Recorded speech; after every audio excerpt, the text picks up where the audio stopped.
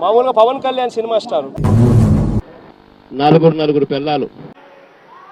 అలాంటి ఈ package star బలి చక్రవర్తి కూడా వామనుణ్ణి చూసి ఇంతేనా అన్నాడు. నెత్తి మీద కాలు పెట్టి బలి చక్రవర్తిని అధాపాతాళానికి తొక్కుతున్నప్పుడు తెలిసింది ఎంతో అని. పవన్ కళ్యాణ్ గారికి నేనే ఇంతింతై వటుడింతై నభో వీధిపై నంతై తోయిద మండలాగ్రమణకంతై వామనవతారాన్ని చూపిస్తుంది జనసేన.